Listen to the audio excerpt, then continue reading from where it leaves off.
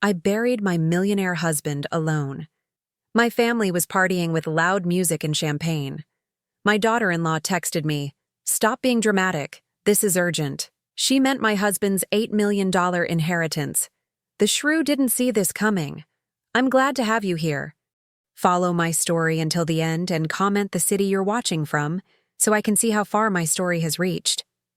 I buried my husband alone on a Tuesday morning in October while my own family threw a party in the parking lot of the funeral home. The sound of champagne glasses clinking reached my ears as I stood beside Harold's casket, my hands trembling as I tried to hold myself together. 66 years old, and this was how my life had come to this moment. The love of my life was gone, and the people who should have been grieving with me were celebrating. I could hear Addison's voice above the others, my daughter-in-law's laugh cutting through the crisp autumn air like a knife. She was telling someone about the vacation she was planning to take to Europe. Not next year. Next month. The funeral wasn't even over, and she was already spending Harold's money in her mind. The pastor finished his prayer, his kind eyes meeting mine with genuine sympathy. He was probably the only person there who actually cared that Harold was gone. Everyone else was just waiting for this inconvenient ceremony to end so they could get to the real business. "Mrs. Patterson, I'm so sorry for your loss," the pastor whispered, placing a gentle hand on my shoulder. "Harold was a good man. He spoke of you often." I nodded, unable to find my voice. Harold had been more than good. He'd been everything to me for 38 years. We'd built a life together, a successful business, a family, or what I thought was a family. As the small group of mourners began to disperse, I remained by the graveside. I wanted a few more minutes with him, just the two of us, before I had to face whatever was waiting for me. But even that small comfort was denied. "Shirley, come on, we need to talk." Addison's voice was sharp, impatient. She stood behind me, tapping her designer shoe against the ground. Everything about her screamed money. The perfectly styled blonde hair, the expensive black dress that probably cost more than most people's rent, the diamond earrings that caught the sunlight.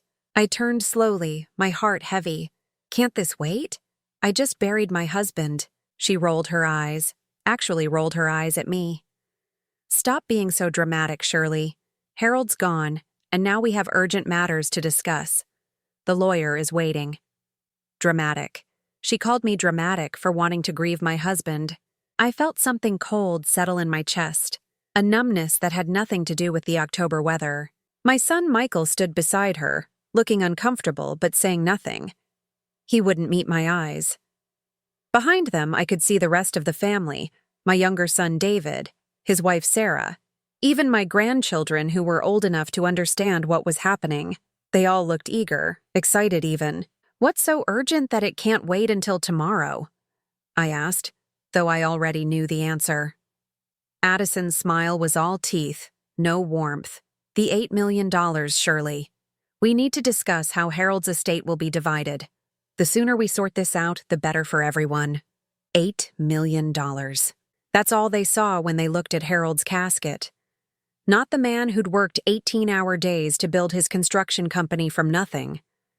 Not the husband who'd held my hand through every surgery, every loss, every difficult moment of our life together. Just a number. "I haven't even read the will yet," I said quietly. "Well, we have," David chimed in, speaking for the first time. "Dad showed it to us last year. Everything gets divided equally among the family. You get your share, and we get ours." My heart sank. Harold had shown them the will but never discussed it with me? That didn't sound like the man I'd been married to, but grief makes you doubt everything. "I need time to process this," I said, my voice barely above a whisper. Addison stepped closer, her voice dropping to what she probably thought was a gentle tone but sounded more like a threat. "Time is a luxury we don't have, Shirley. There are taxes to consider, investments that need to be moved, properties that need to be managed. Harold always said you weren't good with business matters." That stung because it was partially true. Harold had handled most of our finances, saying he wanted to protect me from the stress of it all. Now I was wondering if that protection had been a mistake. "Mom," Michael finally spoke, but his voice lacked any real affection. Addison's right. The longer we wait, the more complicated things get. Dad would want us to handle this efficiently. Would he? I looked at my older son, trying to find some trace of the little boy who used to climb into my lap when he had nightmares. But all I saw was a man who looked at me like I was an obstacle between him and his inheritance. The ride home was silent. I sat in the passenger seat of Michael's car while Addison drove my own vehicle behind us. They didn't trust me to drive myself home from my husband's funeral. The disrespect was breathtaking. When we arrived at the house Harold and I had shared for over 20 years, it felt different, empty, not just because Harold was gone, but because I could feel the vultures circling. Addison immediately started walking through the rooms, pointing out expensive items to Michael. "The antique china set will need to be appraised," she said, running her finger along the dining room table. "And these paintings are worth quite a bit." I stood in the doorway of my own dining room, watching strangers pick apart my life. Because that's what they were. Strangers. I realized I didn't really know these people at all. My phone buzzed with a text message from Addison, even though she was standing right in front of me. "Stop being dramatic about everything. This is urgent business and Harold would want us to move quickly. The lawyer expects to see you tomorrow at 9 a.m. sharp. Don't make this harder than it needs to be." I stared at the message, reading it twice. The woman was texting me while standing in my living room because she couldn't be bothered to speak to me directly about my own husband's estate. That night, I sat alone in the bedroom Harold and I had shared, holding his pillow and trying to make sense of everything. The family I thought I knew was gone, replaced by people who saw me as nothing more than an inconvenience standing between them and their payday. But something Harold had said to me in his final weeks kept echoing in my mind. He'd been so weak, so frail, but his eyes had been sharp and alert. He'd squeezed my hand and whispered, "Don't worry, Shirley. I've made sure you'll be taken care of. They can't hurt you." At the time, I thought he was just trying to comfort me. Now, as I faced the reality of my family's greed, I wondered if Harold had seen something I hadn't. The lawyer's office felt like a tribunal. I sat across from Mr. Henderson, Harold's attorney for over 15 years, while my family arranged themselves around the conference table like they were preparing for battle. Addison had positioned herself directly across from me, her perfectly manicured hands folded on the mahogany table. She'd brought a leather portfolio filled with what she called important documents, though I hadn't been allowed to see what those were. Michael sat beside her, checking his phone every few minutes. David and Sarah flanked them, completing the circle of expectation.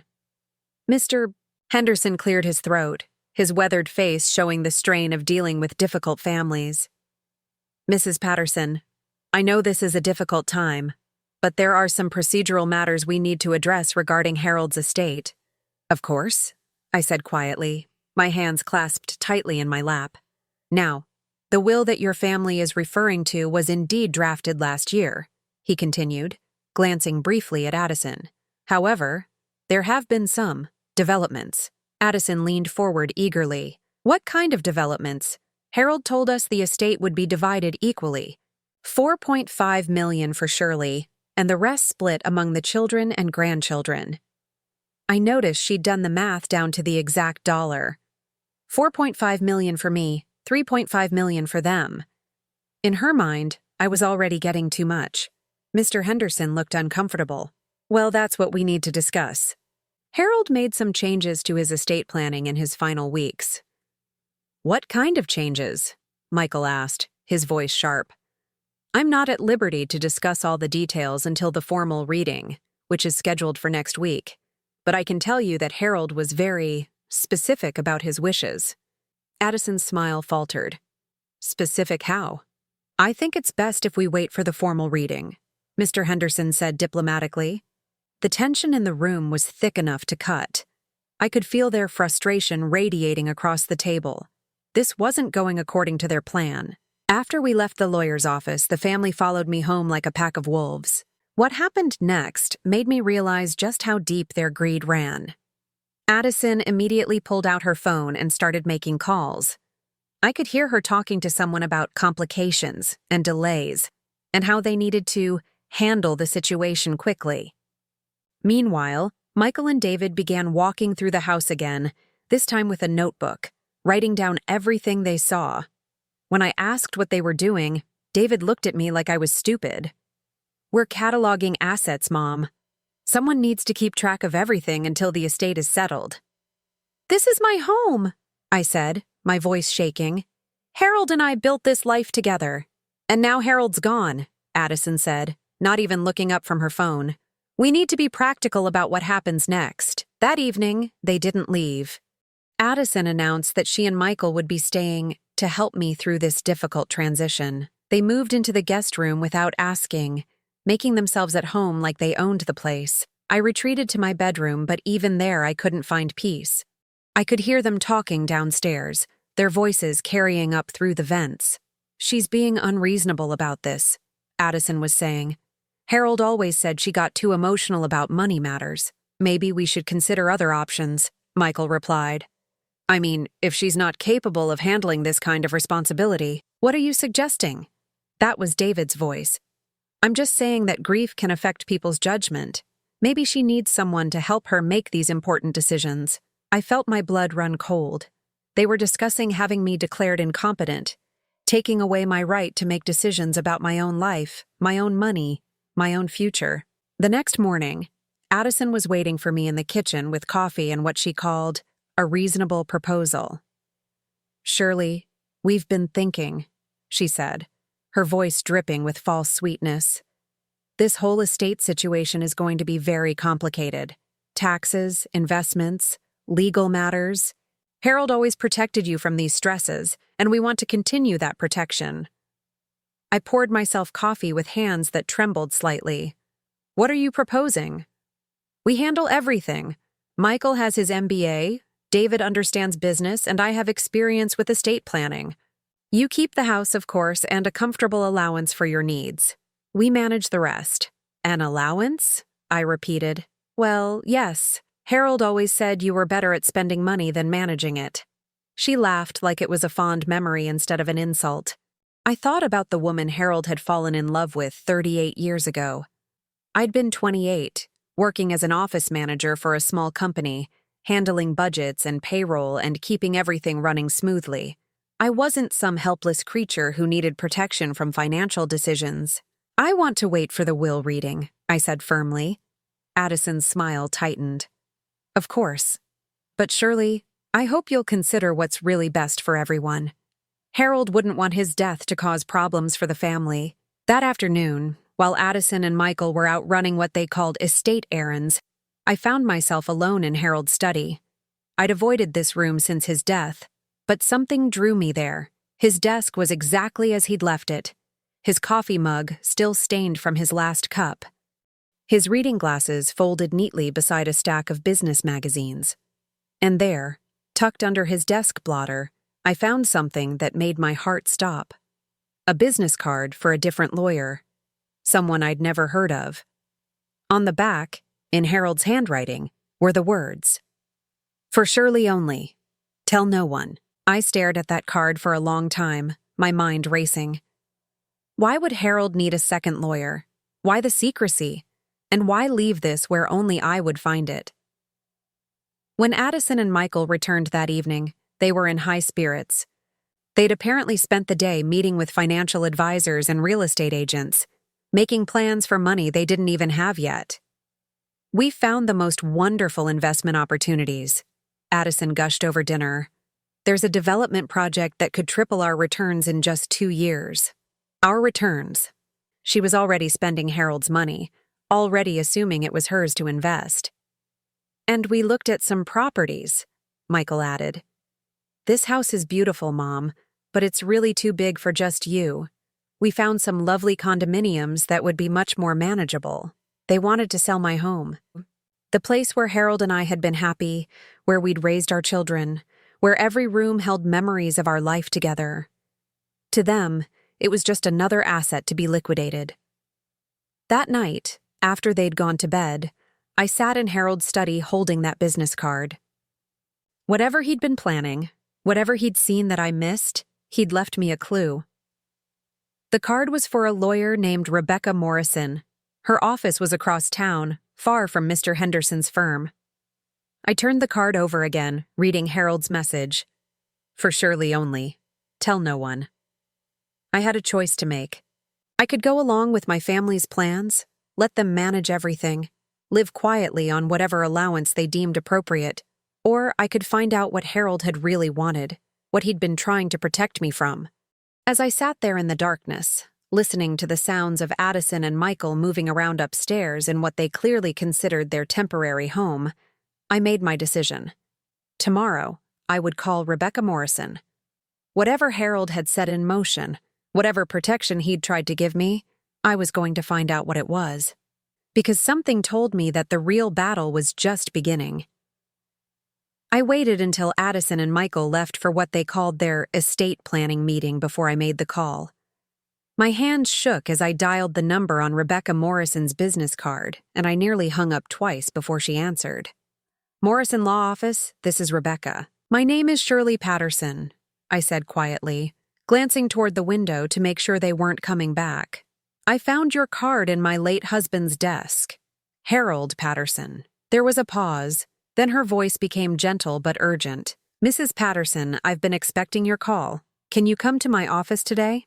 And please, don't tell anyone about this conversation. The drive across town felt like the longest 20 minutes of my life. I kept checking my rearview mirror, paranoid that somehow Addison would appear behind me. Rebecca Morrison's office was in a small professional building, nothing like the imposing downtown firm where Mr. Henderson worked. Rebecca herself was younger than I'd expected, probably in her early 40s, with kind eyes and a no-nonsense demeanor. She led me into her office and immediately closed the door. Mrs. Patterson, please sit down. I have some very important things to discuss with you about your husband's estate. My heart was pounding. I don't understand.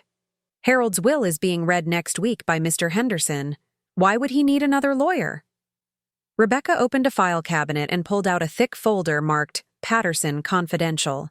Because 3 weeks before he died, Harold came to me to create a new will. He specifically asked me to keep it completely secret until after his death.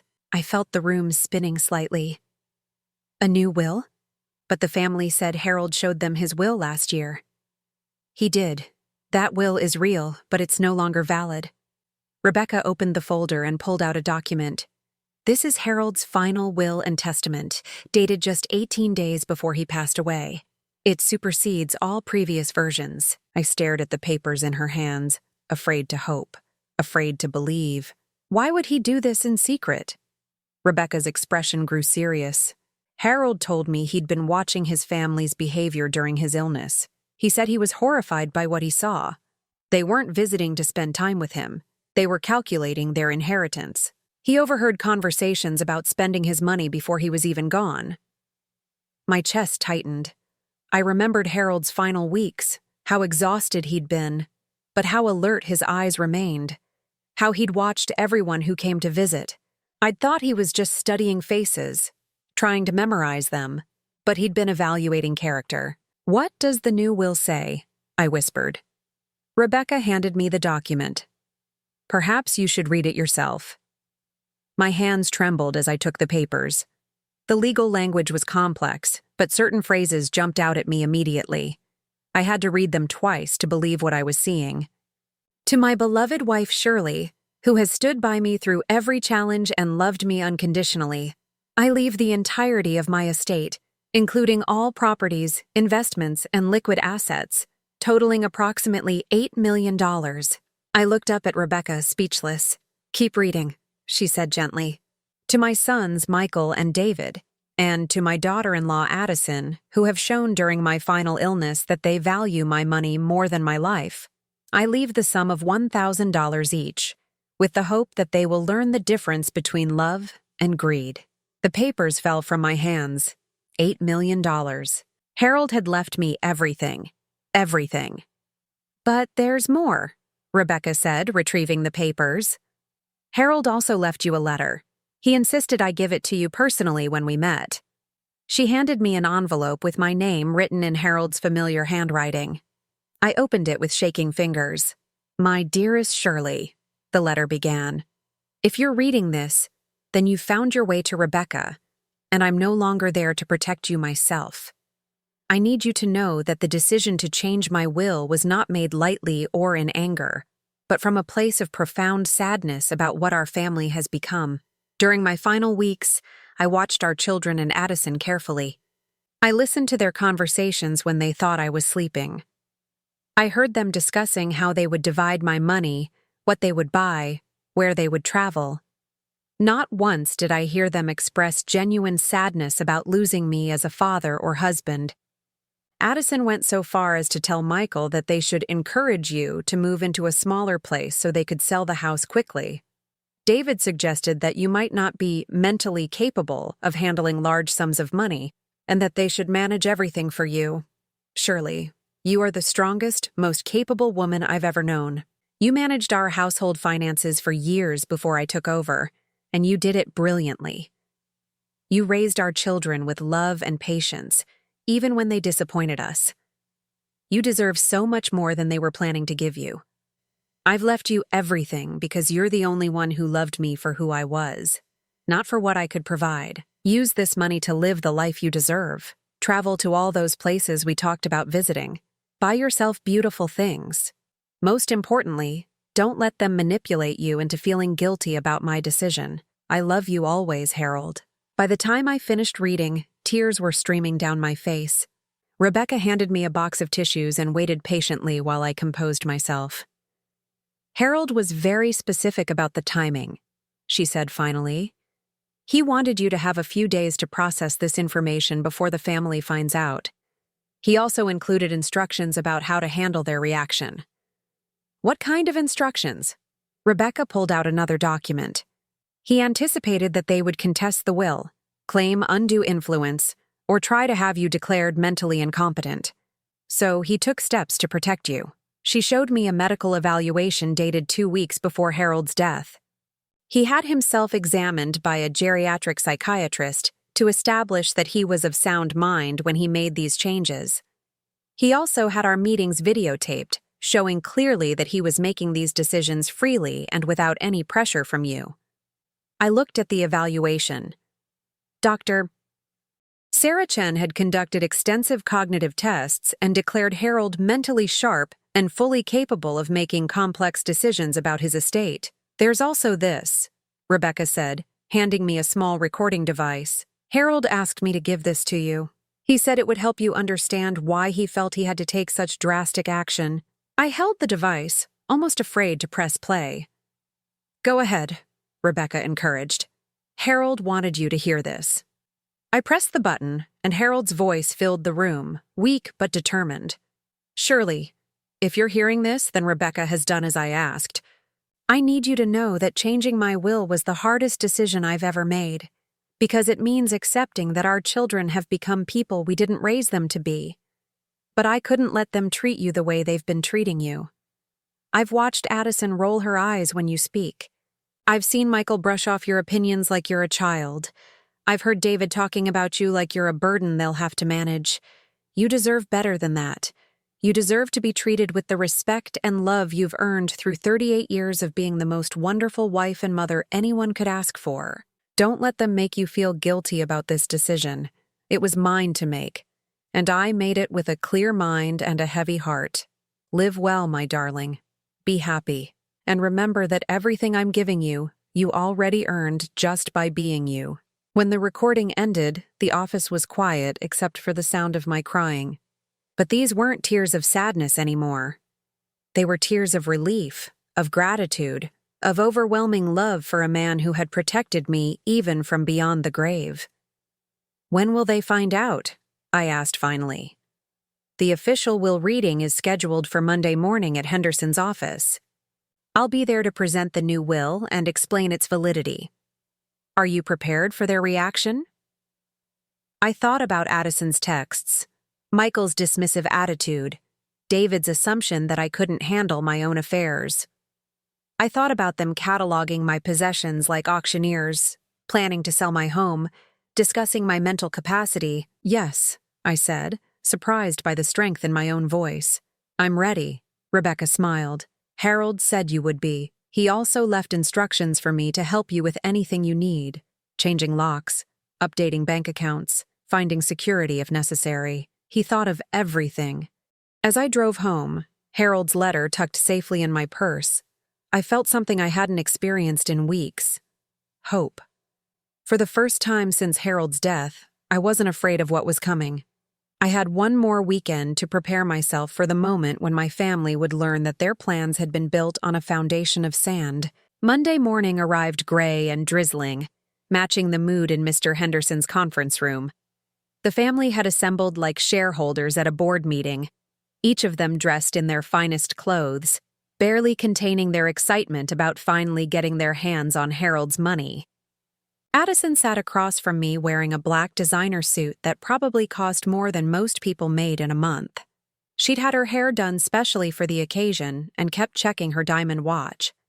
Michael and David flanked her, both in expensive suits, looking like they were attending a business merger rather than their father's will reading. Even the grandchildren were there.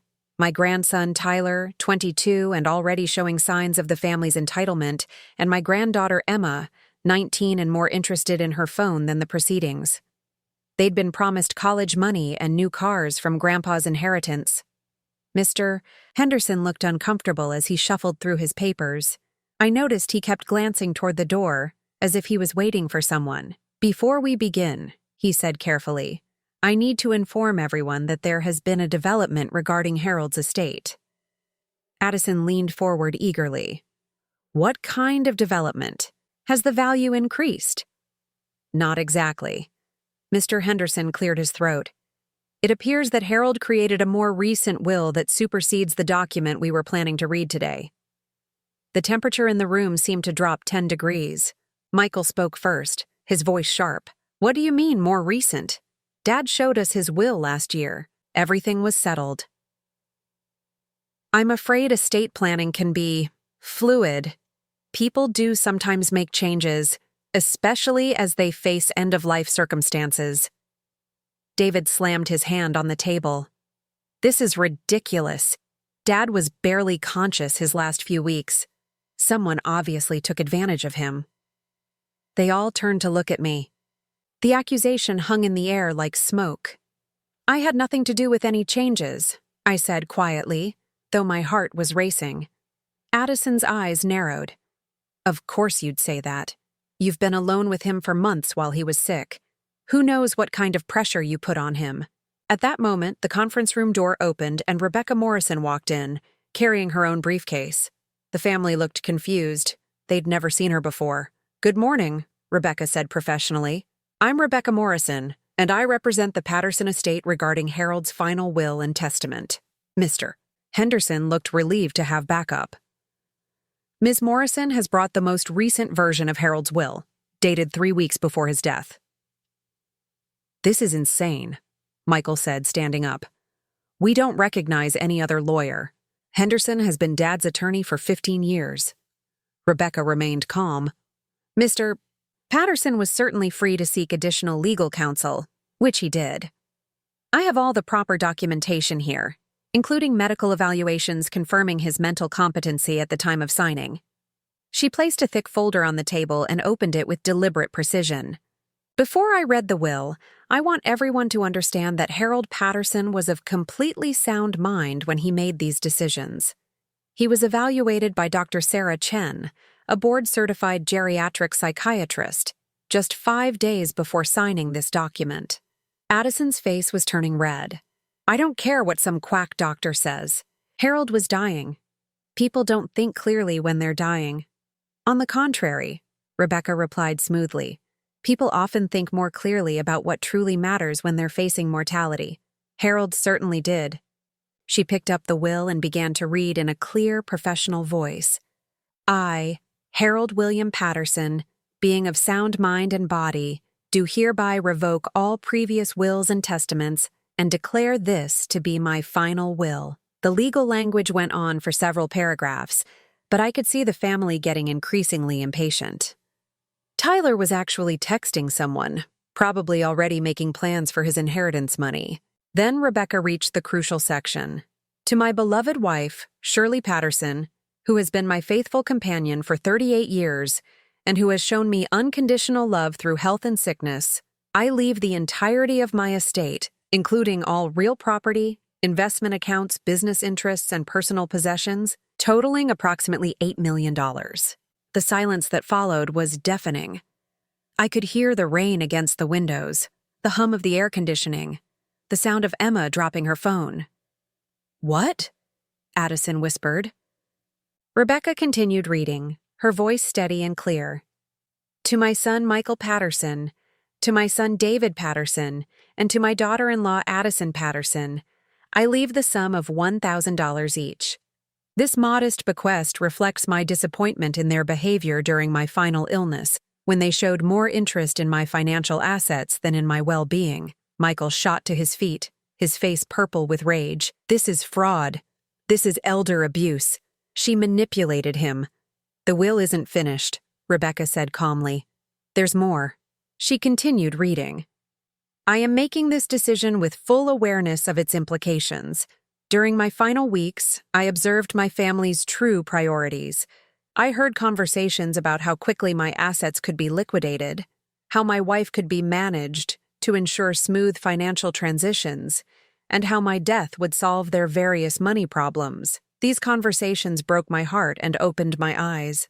My wife, Shirley, has never asked me for anything beyond my love and presence. She has sacrificed her own desires countless times for our family's benefit. She deserves to live her remaining years in comfort and dignity, free from the financial manipulation I witnessed being planned for her future. David was shaking his head frantically. No, this isn't happening. Dad wouldn't do this. He loved us. He did love you, I said softly, speaking for the first time since Rebecca began reading.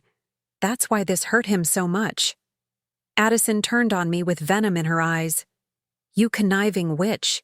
You poisoned his mind against his own children. You're not getting away with this.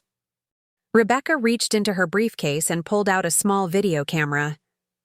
Actually, I think you'll find that Mrs. Patterson had nothing to do with Harold's decision. Your father-in-law recorded several video statements explaining his reasoning. Would you like to see them? The family exchanged glances, suddenly looking less certain. Furthermore, Rebecca continued, Harold anticipated that there might be challenges to this will, so he took extensive precautions. In addition to the psychiatric evaluation, he had all our meetings professionally recorded. He also kept a detailed journal during his final month, documenting the conversations and behaviors that led to his decision. She pulled out a leather-bound notebook. For instance, there's an entry from October 3rd, where he writes about overhearing Addison tell Michael that they should handle Shirley carefully so she wouldn't cause problems with the estate division. Another entry from October 7th describes David's suggestion that Shirley might need a competency evaluation to ensure she could handle her inheritance responsibly. Addison's face went white. Those were private conversations they'd thought no one could hear.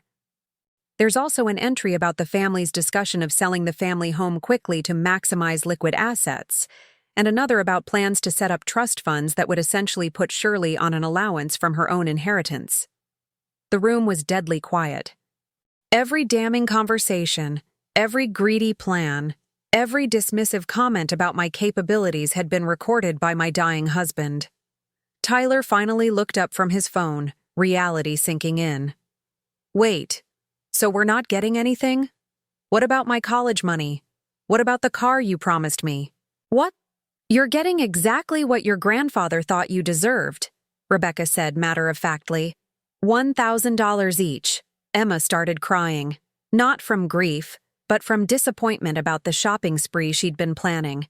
Michael turned to me, his voice desperate now. Mom, you can't let this stand. We're family. Dad was obviously not thinking clearly.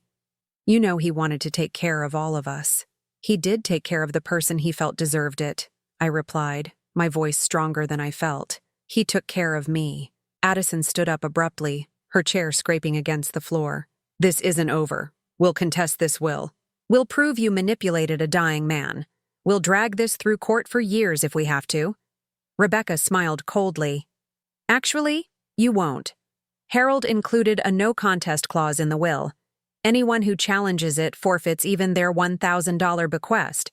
Additionally, he set aside $50,000 specifically to defend this will against any legal challenges. He was quite thorough. The family sat in stunned silence, finally understanding that Harold had anticipated every move they might make and blocked them all. "I suggest you take some time to process this information," Rebecca said, beginning to pack up her papers.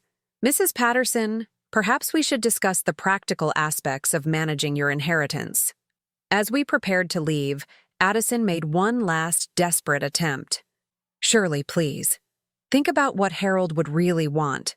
Think about the grandchildren's futures. Think about family." I stopped at the door and turned back to face them all. For 38 years, I'd been thinking about family, putting family first, sacrificing for family. Now it was time to think about what Harold had actually wanted, for me to be free. "I am thinking about family," I said quietly. "I'm thinking about the family of two that Harold and I built together, and how he wanted to protect me even after he was gone." As I walked out of that conference room with Rebecca beside me, I felt Harold's presence like a warm hand on my shoulder. He'd given me more than money. He'd given me vindication, protection, and most importantly, the freedom to live the rest of my life on my own terms. The phone started ringing before I even got home from the lawyer's office. I let it go to voicemail, then another call, then another. By the time Rebecca dropped me off at my house, I had 17 missed calls and 23 text messages.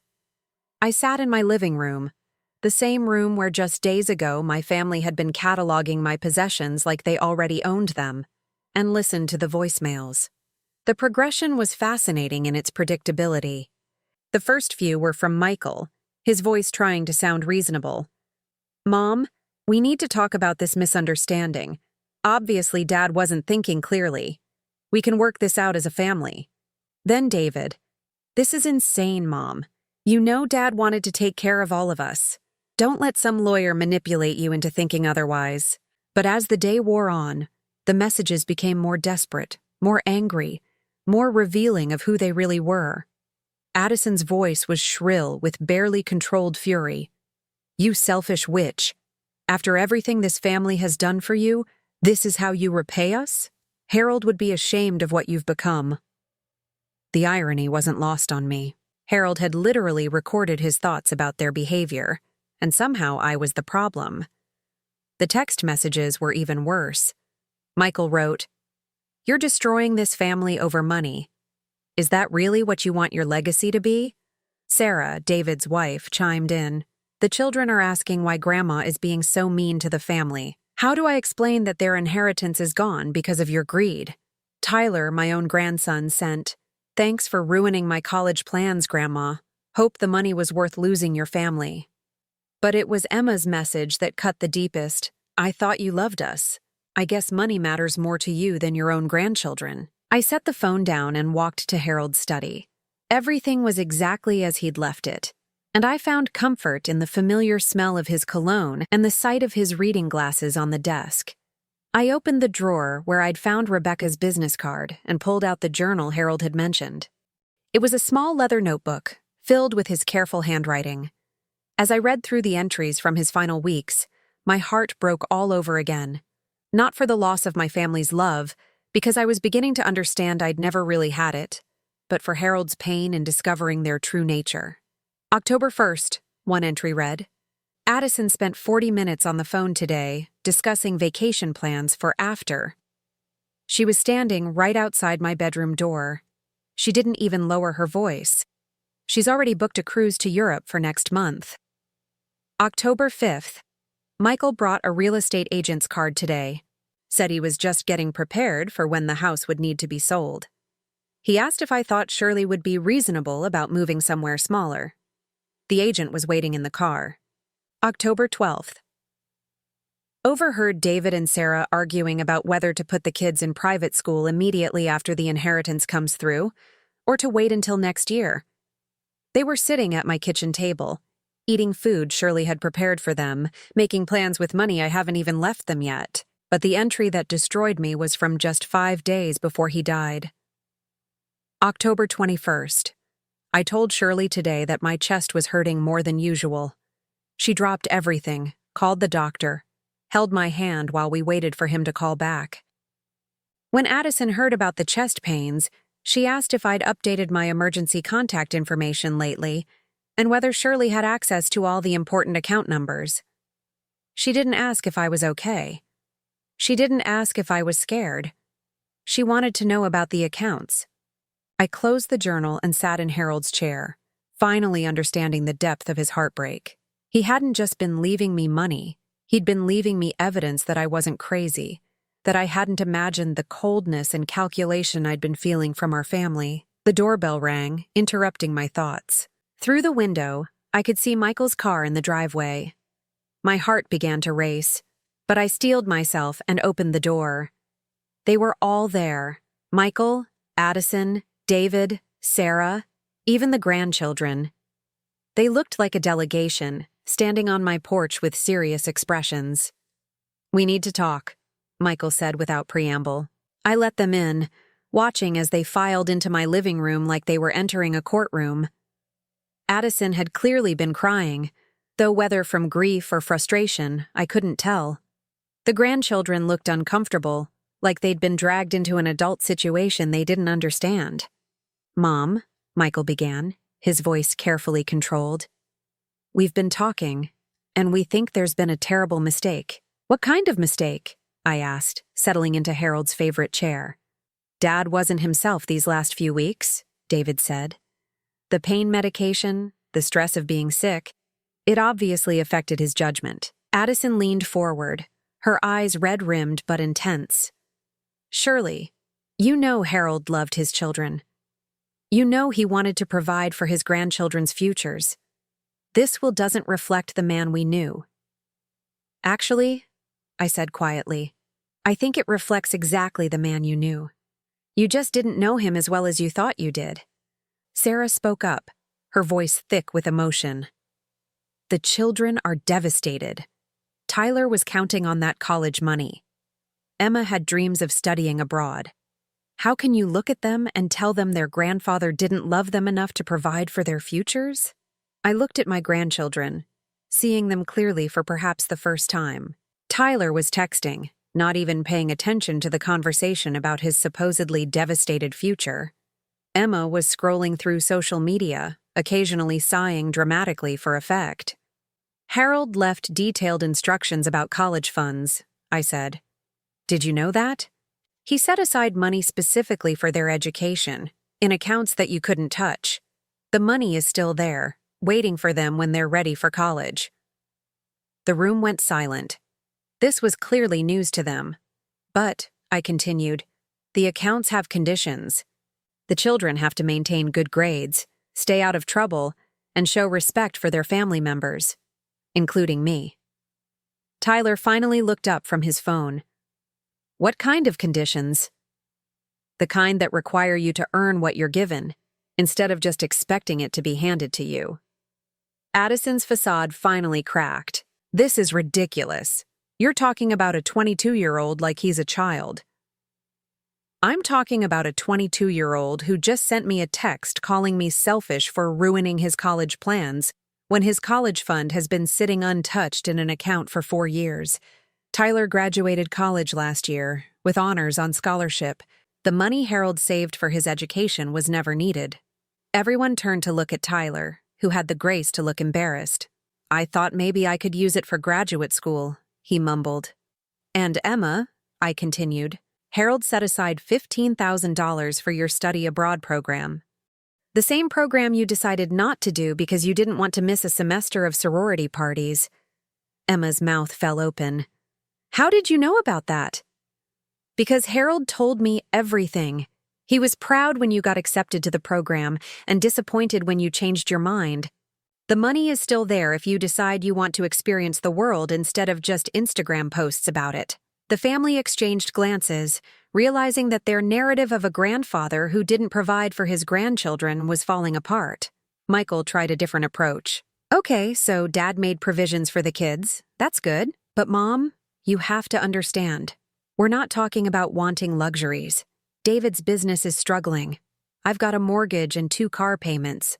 We counted on this inheritance to get our lives back on track. You counted on your father's death to solve your financial problems, I said bluntly. Do you understand how that sounds? Addison stood up abruptly. This is getting us nowhere. Shirley, I'm going to ask you one more time to do the right thing. Harold may have been angry about something when he changed that will, but you know what he really would have wanted. Family takes care of family. I looked around the room at these people who shared my blood, my history, my last name, people I'd loved, worried about, sacrificed for, celebrated with, grieved with, people who had become strangers to me without my even noticing when it happened. You're right, I said finally. Family should take care of family. Harold took care of me. I took care of him. We took care of both of you until you became adults capable of taking care of yourselves. But you never learned that lesson, did you? You kept expecting us to fix your problems, fund your dreams, bail you out of your mistakes. I stood up, moving to the window where I could see the garden Harold and I had planted together. Family doesn't mean you're entitled to someone else's money just because you share their DNA. Family means you love people for who they are, not for what they can give you. When I turned back to face them, David was shaking his head. So that's it? You're going to keep everything and leave your own children with nothing? I'm going to honor your father's wishes, I said. The same father who worked 18-hour days to build the business that created this wealth. The same father who scrimped and saved and invested wisely so that his family would be secure. The same father who watched his children plan his funeral around their inheritance checks. The silence that followed was broken by Emma's quiet voice. Is that really what Grandpa thought about us? I looked at my granddaughter, seeing something in her face that I hadn't seen from the others. Genuine remorse. Your grandfather loved you all very much, I said gently. But love doesn't mean giving people everything they want. Sometimes love means helping them learn to stand on their own feet. As they filed out of my house, some angry, some confused, some defiant, I felt a profound sadness. Not for the money, not for the inheritance disputes, but for the family that had broken apart so gradually I hadn't noticed it happening until it was too late to fix. But as I watched their cars disappear down the street, I also felt something else, relief. For the first time in years, I didn't have to worry about their approval, their needs, their financial crises, their expectations. Harold had given me the greatest gift of all, my freedom. 6 months later, I stood on the deck of my new oceanfront cottage in Maine, watching the sunrise paint the Atlantic in shades of gold and pink. The house was smaller than the one Harold and I had shared, but it was mine in a way that felt completely different. Every room held possibilities instead of memories of disappointment. The move had taken 3 months to complete. Rebecca had helped me navigate the legal requirements, and I'd hired a team to handle the logistics. The old house sold quickly. Apparently, it had always been as valuable as Addison claimed. The buyers were a young couple with 2 small children who were thrilled to have a yard for their kids to play in. I was glad it would be filled with laughter again. I'd kept some of Harold's things. His favorite chair, which now sat by the window overlooking the ocean, his books, and the leather journal where he'd recorded those painful final observations about our family. But I'd left behind the weight of expectations, the burden of trying to fix relationships that had been broken long before Harold's death. The phone calls had stopped after the first month. There had been a few half-hearted attempts at reconciliation, cards on my birthday, a text from Emma asking how I was doing, a voicemail from Michael suggesting we put this whole thing behind us, but I could tell their hearts weren't in it. They were going through the motions, hoping I might change my mind about the inheritance. I hadn't heard from Addison at all, which was probably for the best. This morning was special. Today marked exactly 1 year since Harold's death, and I had plans that would have made him smile. I dressed carefully in the blue dress Harold had always said brought out my eyes, and drove to the small town center where I'd arranged to meet Rebecca. She'd become more than my lawyer over the past months. She'd become a friend, someone who understood the complexities of family relationships and the courage it took to choose your own happiness. You look wonderful, Rebecca said as we sat down for coffee at a little cafe overlooking the harbor. Maine agrees with you. It does, I agreed, watching fishing boats head out for their morning catch. Harold and I always talked about retiring somewhere by the ocean. We just never got around to it. How are you feeling about today? I considered the question. A year ago, I'd been a grieving widow surrounded by people who saw me as an obstacle to overcome. Today, I was a woman who'd learned to value her own worth. Peaceful, I said finally. For the first time in longer than I can remember, I feel peaceful. Rebecca smiled. Harold would be proud of you. After coffee, we drove to the cemetery where Harold was buried. I'd had his body moved to a beautiful seaside cemetery just 20 minutes from my new home. The family hadn't objected. They'd seemed almost relieved that they wouldn't have to pretend to visit his grave. I placed fresh flowers on his headstone and sat in the chair I'd brought for these visits. It's been quite a year, Harold, I said quietly. I think you'd be surprised by how strong I turned out to be. The ocean breeze carried the scent of salt and possibilities. I told him about the cottage, about the painting classes I'd started taking, about the book club I'd joined where the other women appreciated my insights instead of dismissing them. I told him about the small acts of kindness from neighbors who barely knew me but treated me with more respect than my own family had shown. I got a letter from Emma last week, I said. She's decided to do that study abroad program after all. The money you set aside is finally going to be used for what you intended. She thanked me for keeping it safe for her, and she apologized for some of the things she said. I think she's growing up. A seagull landed nearby, eyeing me hopefully for crumbs I didn't have. Tyler started graduate school, I continued. He's studying environmental law, of all things. Very different from the business degree everyone expected him to get. He sent me a photo of his first semester grades. All A's. I think you'd be proud. The hardest part to talk about was the silence from Michael and David. I miss them, I admitted. I miss the people I thought they were anyway. But I don't miss walking on eggshells, worrying about their approval, trying to fix problems they created for themselves. As I sat there, I thought about the conversation I'd had with Dr.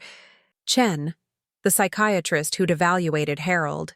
She'd called me a few months after the will reading, wanting to check on how I was coping.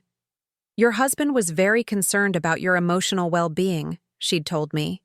He said you'd spent your entire marriage putting everyone else's needs before your own. He wanted to make sure you'd finally have the freedom to discover who you are when you're not taking care of everyone else. That conversation had led me to start therapy myself, something I'd never considered before. Dr. Martinez, my therapist, had helped me understand that Harold's final gift wasn't just financial security, but permission to live for myself. You know what the strangest thing is? I said to Harold's headstone. I'm not angry anymore. I was, for a while. Angry at them for being so selfish. Angry at myself for not seeing it sooner. Angry at you for leaving me to deal with it alone. But the anger just faded. It's hard to stay angry when you're finally free. I pulled out the letter I'd written him, something Dr. Martinez had suggested as a way to process my feelings on this anniversary. My dearest Harold, I read aloud. 1 year ago, you gave me the greatest gift anyone has ever given me. Not the money, though that certainly helps, but the validation that I wasn't imagining the problems in our family. You saw what I was too close to see, and you protected me from it. I want you to know that I'm using your gift exactly as you hoped I would. I'm traveling, not just to places we talked about, but to places I always wanted to see. I took a cruise through the Mediterranean last month, and I'm planning a trip to New Zealand in the spring. I'm learning new things. The painting classes have turned into a real passion, and my instructor says I have natural talent. Who knew? I'm taking piano lessons too, something I always wanted to do but never had time for when I was managing everyone else's schedules. Most importantly, I'm meeting new people who like me for who I am right now, not for who I used to be or what I can do for them. My neighbor Margaret and I have become close friends. She's a widow too, and we understand each other in ways that don't require explanation. I want you to know that I don't regret your decision about the will, not for a moment. The children are learning to solve their own problems, and they're stronger for it. Emma is studying in Italy, and sending me postcards filled with enthusiasm about art and history and new experiences. Tyler is passionate about his studies in a way he never was when everything came easy. Michael and David are finding their own ways. I heard through Margaret's son, who works at the bank, that David's business is actually doing better now that he's focused on running it, instead of waiting for an inheritance to save it. Michael took a second job and is working toward paying off his debts himself. They're learning what you always tried to teach them. That satisfaction comes from earning what you have. As for me, I'm finally discovering who Shirley Patterson is when she's not defined by being someone's wife, mother, or grandmother. And you know what? I like her. She's stronger than I thought, more independent than I believed, and capable of more joy than I imagined possible. Thank you for loving me enough to set me free. Thank you for seeing my worth when I'd forgotten it myself. Thank you for trusting me with this new life. I folded the letter and placed it under the flowers. As I stood to leave, my phone chimed with a text message. For a moment, my heart clenched, wondering if it was another attempt from the family to reconcile. But it was from Emma. "Hi, grandmother," it read. "I'm writing this from a cafe in Florence where I'm having the most amazing cappuccino and watching artists paint by the river. I keep thinking about how you told me that travel changes you, helps you see yourself differently. You were right. I'm learning so much about art and history, but mostly I'm learning about myself. Thank you for keeping Grandpa's gift safe until I was ready to appreciate it. I hope you're painting beautiful pictures and living your best life. I love you."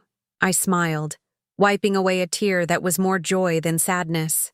Some relationships could be healed, given time and maturity. Others were better left in the past. As I drove home along the coastal road, I thought about the evening ahead. Margaret and I were trying a new restaurant in town, and tomorrow I had a painting class where I was working on a seascape. Next week, the book club was meeting at my house for the first time, and I was excited to show off the cottage and share my thoughts on our latest selection. This wasn't the life I'd planned when I married Harold 39 years ago. It wasn't the golden years I'd imagined we'd spend together, but it was a good life, a life filled with my own choices and my own discoveries. Harold had spent his final weeks protecting me from people who saw me as an inconvenience. But his greatest gift wasn't shielding me from their selfishness. It was showing me that I was strong enough to build a life without their approval. As I pulled into my driveway, I could see Margaret waiting on her porch next door, probably ready to hear about my visit to Harold's grave and eager to share whatever gossip she'd gathered at the grocery store. I waved to her and felt grateful for simple friendship, for neighbors who cared, for a life where I mattered simply because I existed, not because of what I could provide. That night, as I sat in Harold's chair watching the stars reflect on the water, I felt his presence one more time. Not the sad, disappointed man from his final weeks, but the Harold who'd fallen in love with a capable, independent woman all those years ago. The Harold who'd always believed I was stronger than I knew. "Thank you," I whispered to the ocean breeze, "for everything." And for the first time since his death, that gratitude came without any sadness at all. Now I'm curious about you who listened to my story. What would you do if you were in my place? Have you ever been through something similar? Comment below. And meanwhile, I'm leaving on the final screen 2 other stories that are channel favorites, and they will definitely surprise you. Thank you for watching until here.